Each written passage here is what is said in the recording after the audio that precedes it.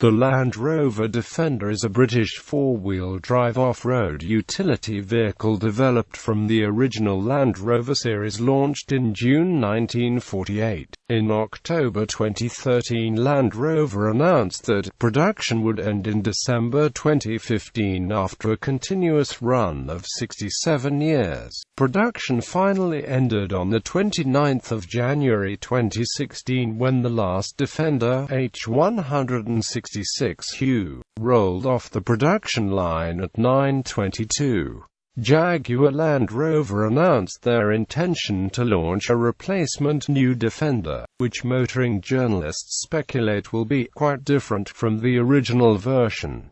Name and badge distinctions. The model was introduced in 1983 as Land Rover 110, and in 1984 the Land Rover 90 was added, the numbers representing the respective wheelbases in inches. The number was spelled in full in advertising and in handbooks and manuals, and the vehicles also carried badges above the radiator grille which read Land Rover 90 or Land Rover 110, with the number rendered numerically. The 90 and 110 replaced the earlier Land Rover Series, and at the time of launch, the only other Land Rover model in production was the Range Rover. In 1989, a third model was brought out by Land Rover to be produced in parallel with the other two, the Land Rover Discovery. To avoid possible confusion, from 1991 the 90 and the 110 were renamed the Defender 90 and Defender 110. These carried front badges that said Defender, with a badge on the rear of the vehicle saying Defender 90 or Defender 110. The most recent model, from 2007 to 2016, still had the space above the radiator for the badge, but this was simply blank. They instead had Land Rover spelled across the leading edge of the bonnet in raised individual letters, in common with the Discovery and Freelander.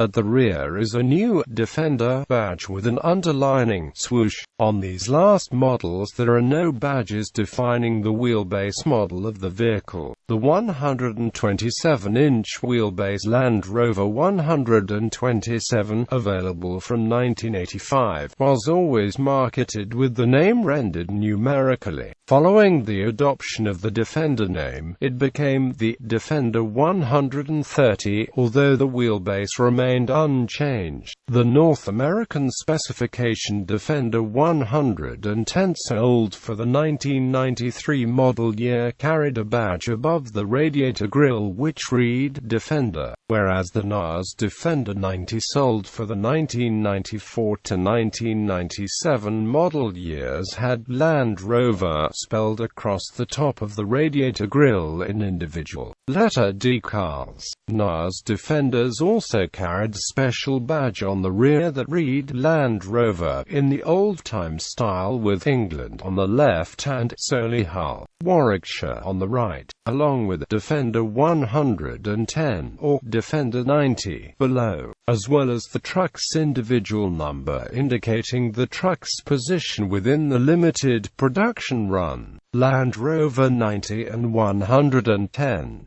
Production of the model now known as the Defender began in 1983 as the Land Rover 110, a name which reflected the 110-inch length of the wheelbase. The Land Rover 90, with 93-inch wheelbase, and Land Rover 127, with 127-inch wheelbase, soon followed. Outwardly, there is little to distinguish the post-1983 vehicles from the Series 3 Land Rover. A full-length bonnet, revised grille, plus the fitting of wheel arch extensions to cover wider track axles are the most noticeable changes. Initially, the Land Rover was also available with a part-time 4WD system familiar to all derivatives produced since 1949. The part-time system failed to sell and was quickly dropped from the options list by 1984. while the engine and other body panels carried over from the Series 3. Mechanically, the 90 and 110 were modernized, including coil springs, offering a more comfortable ride and improved axle articulation. A permanent four-wheel drive system derived from the Range Rover, featuring a 2-speed transfer gearbox with a lockable center differential, a modernized interior, a taller one-piece windscreen, a new series of progressively more powerful and modern engines. The 110 was launched in 1983, and the 90 followed in 1984. From 1984, wind-up windows were fitted, and a 2.5-LITIE 68-horsepower diesel engine was introduced. This was based on the earlier 2.3-LITIE engine, but had a more modern fuel injection system as well as increased capacity. A low-compression version of the 3.5-LITIE V8 Range Rover engine transformed performance. It was initially available in the 110 with a 4-speed transmission with integral transfer case, then later in conjunction with a high-strength Santana 5-speed transmission. This period saw Land Rover market the utility Land Rover as a private recreational vehicle. While the basic pickup 4x4 and van versions were still working vehicles, the County 4X4s were sold as multi-purpose family vehicles, featuring improved interior trim and more comfortable seats. This change was reflected in Land Rover starting what had long been common practice in the car industry: detailed changes and improvements to the County model from year to year in order to attract new buyers and to encourage existing owners to trade in for a new vehicle. These changes included different exterior styling, graphics and color options, and the introduction of new options, such as radio cassette players, styled wheels, headlamp wash and wipe systems, as well as accessories such as surfboard carriers and bike racks. The switch from leaf spring to coil spring suspension was a key part of the new model's success. It offered improved off-road ability, load capacity, handling, and ride comfort. The 127. From 1983, Land Rover introduced a third wheelbase to its utility lineup, a 127-inch wheelbase vehicle designed to accommodate larger, heavier loads than the 110. Called the Land Rover 127, it was designed specifically with use by utility and electrical companies in mind, as well as military usage. In its standard form, it is a 4-door 6-seater consisting of the front half of a 110 4x4 and the rear of a 110 high-capacity pickup. The logic was that this allowed work crew and their equipment to be carried in one vehicle at the same time. The 127 could carry up to a 1.4 tons payload, compared to the 1.03 tons payload of the 110 and the 0.6 tons of the 90.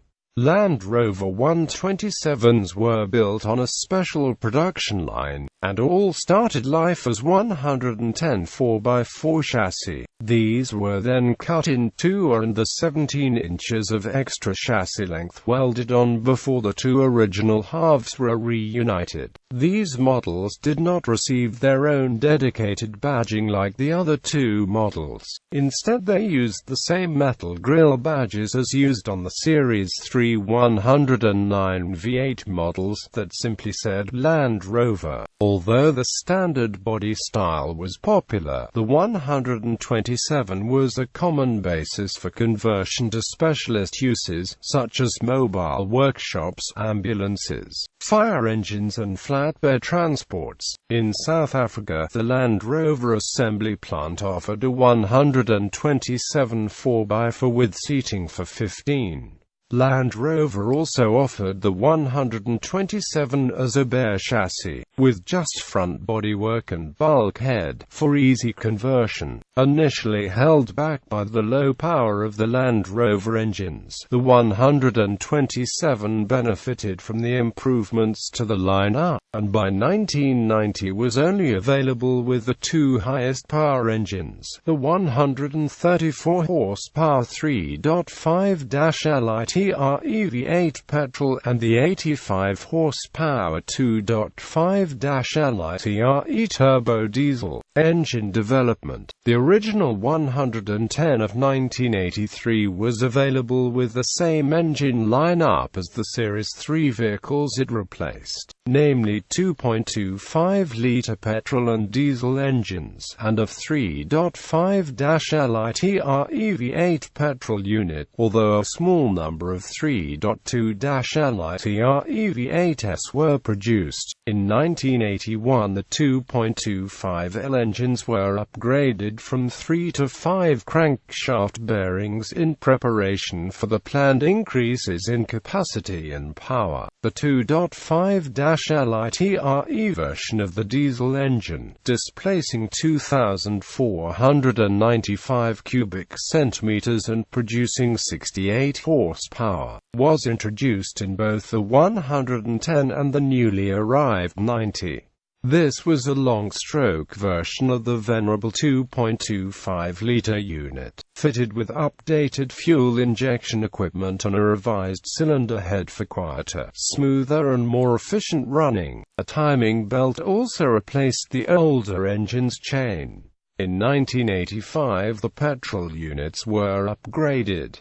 An enlarged four-cylinder engine was introduced. This 83-horsepower engine shared the same block and cooling system as the diesel unit. Unlike the diesel engine, this new 2.5-LITRE petrol engine retained the chain-driven camshaft of its 2.25-litre predecessor. At the same time, the 114-horsepower V8 was also made available in the 90, the first time a production short-wheelbase Land Rover had been given V8 power. The V8 on both models was now mated to an all-new 5-speed manual gearbox.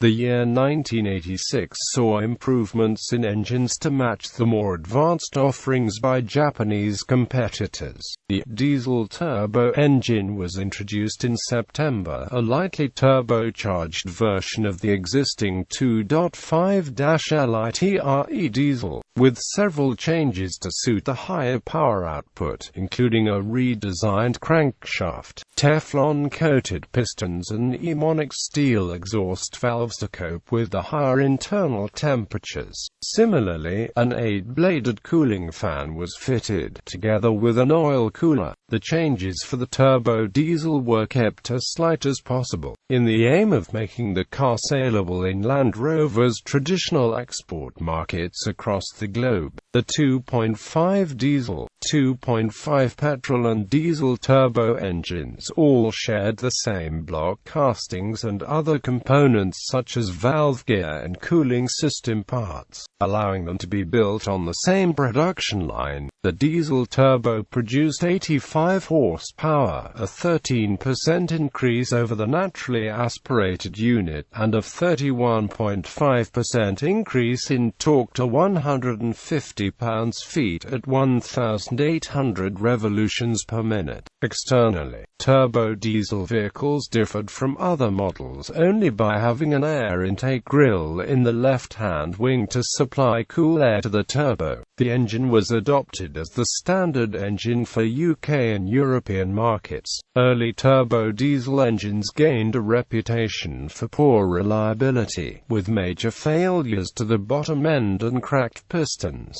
A revised block and improved big-end bearings were introduced in 1988, and a redesigned breather system in 1989.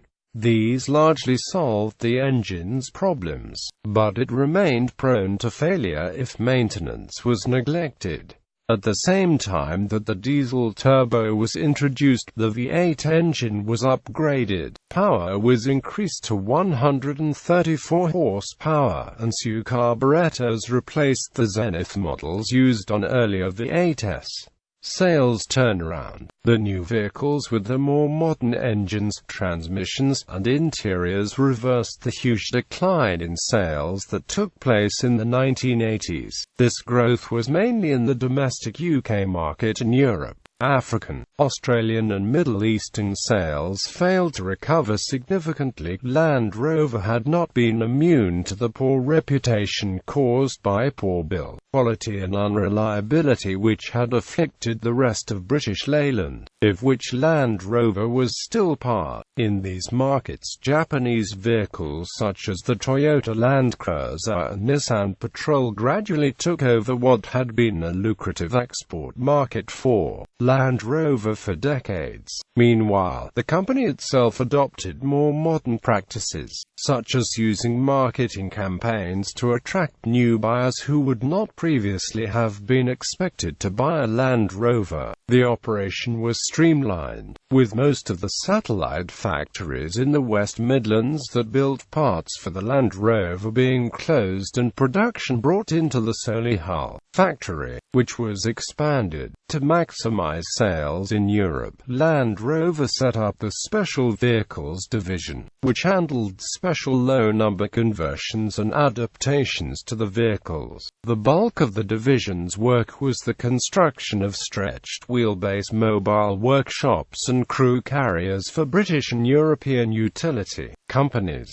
often including six-wheel drive conversions, but more unusual projects were undertaken, such as the construction of an amphibious Land Rover 90 used by the company as part of its sponsorship of Cows Week from 1987 to 1990. The Special Projects division also handled specialized military contracts, such as the building of a fleet of 127-inch V8-powered Rapier missile launchers for the British Army. The Rapier system actually consisted of 3 Land Rovers, a 127 which carried the launching and aiming equipment, and 2 110s which carried the crew and additional equipment.